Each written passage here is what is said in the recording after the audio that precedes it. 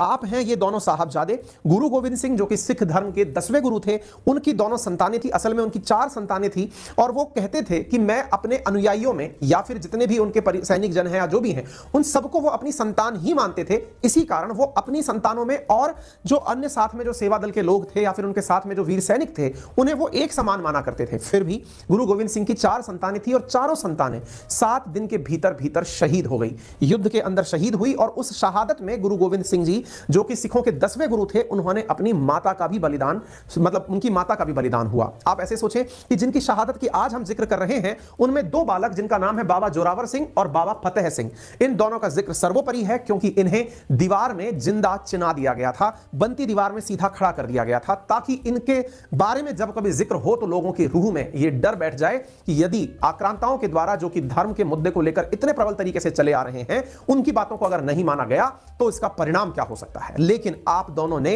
बिना डिगे मौत को तो गले लगा लिया, लेकिन अपनी पहचान, अपनी संस्कृति, अपने धर्म को नहीं छोड़ा। इसी की वीरता को याद करते हुए पहली बार वीर बाल दिवस इस 26 दिसंबर 2022 को सेलिब्रेट किया गया। आधिकारिक रूप से अब इसका सेलिब्रेशन शुरू हो चुका है। ठीक है साहब, यह है मेजर ध्यानचंद नेशनल स्टेडियम, जहां पर प्रधानमंत्री के द्वारा इस अवसर को सेलिब्रेट करने की बातें कही गई। यही सारी जानकारी यहां से। ठीक है, तो यह है वीर बाल दिवस जिनके बारे में बातें की जा रही हैं, गुरु गोविंद सिंह जी के दोनों पुत्र। अच्छा, प्रधानमंत्री नरेंद्र मोदी ने सोमवार को गुरु गोविंद सिंह के साहबजादों की शहादत को याद करते हुए वीर बाल दिवस पर उन्हें श्रद्धांजलि अर्पित की। साथ में मेजर ध्यानचंद स्टेडियम में उन्होंने पहुंच करके यहां पर शब्द कीर्तन सुना। 300 बाल कीर्तनियों ने इसे बाकायदा गाया था।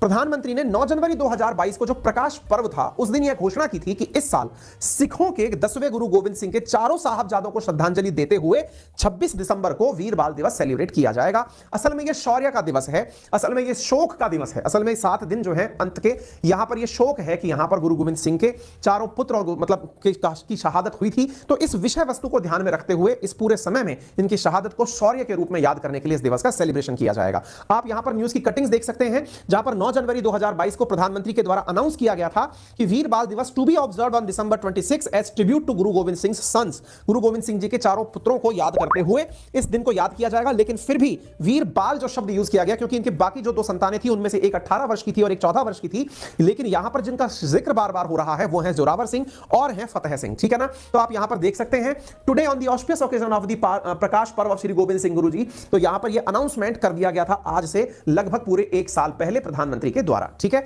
26 दिसंबर की आप ये कटिंग देख सकते हैं। 9 जनवरी को अनाउंसमेंट था, 26 दिसंबर को इन्होंने जो कहा था उस काम को पूरी तरह से किया और अपने द्वारा पूरा मैसेज सर्कुलेट करते हुए कहा कि किसी भी राष्ट्र के समर्थ युवा अपने साहस से समय की धारा को हमेशा के लिए मोड़ सकते हैं। इसी संकल्प शक्ति के साथ आज भारत की युवा पीढ़ी देश को नई ऊंचाई पर ले जाने के लिए निकल रही है। ऐसे में 26 दिसंबर को वीर बाल दिवस की भूमिका और अहम हो गई है।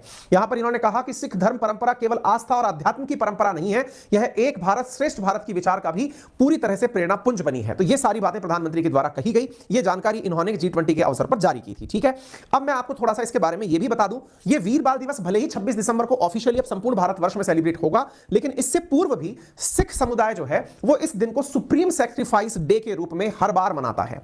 यानी हर दिसंबर में सिख समुदाय के द्वारा तो इसको शहादत की याद के रूप में हर बार शहीदी दिवस के रूप में, शहीदी जोर मेले के रूप में, शहीदी सभा के रूप में फतेहगढ़ साहिब नामक जो मतलब जो यहां पर इनका कीर्तन जगह है वहां पर इसे मनाया जाता है। ठीक है ना, तो आप यहां